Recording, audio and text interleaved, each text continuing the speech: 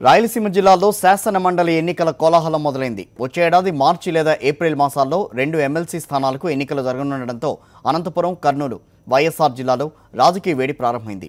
ఇప్పటికే ఎమ్మెల్సీ ఎన్నికల ప్రక్రియను ప్రారంభించిన ఎన్నికల సంఘం ఓట్ల నమోదుకు శ్రీకారం చుట్టింది. రాయలసీమ పశ్చిమ నియోజకవర్గం ఎమ్మెల్సీ ఎన్నికలు త్వరలోనే జరగనున్నాయి.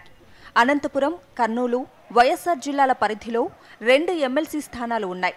ఉపాధ్యాయ స్థానంతో పాటు పట్టభద్రుల స్థానానికి వచ్చే ఏడాది మార్చ్, ఏప్రిల్లో ఎన్నికలు జరిగే అవకాశాలున్నాయి.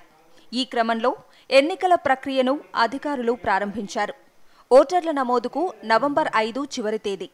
ఓట్ల నమోదుకు నోటిఫికేషన్ వెలువడటంతో రాయలసీమ పశ్చిమ నియోజకవర్గాల గ్రాడ్యుయేట్, టీచర్ ఎమ్మెల్సీ స్థానాల్లో అప్పుడే రాజకీయ వేడి మొదలైంది.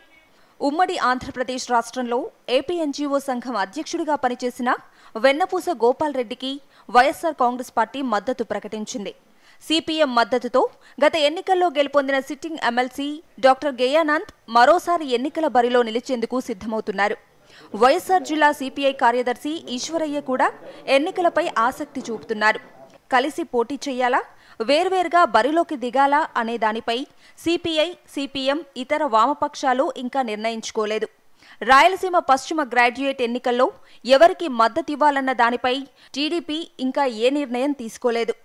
పట్టభద్రుల స్థానం నుంచి పోటీ చేసేందుకు బీజేపీ నేతలు సమాయత్తమవుతున్నట్లు సమాచారం.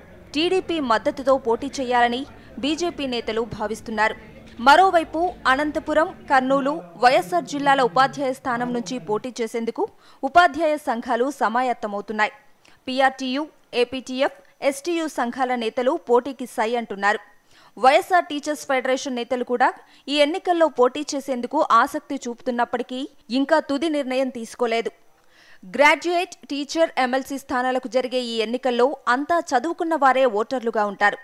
ఏపీలో జరిగిన పరిణామాలు, ప్రత్యేక హోదా, ప్రత్యేక ప్యాకేజ్ అంశాలతో పాటు చంద్రబాబు 2.5 సంవత్సరాల పాలనపై ఓటర్లు తమ అభిప్రాయాలను ఈ ఎన్నికల ద్వారా వెల్లడించనున్నారు.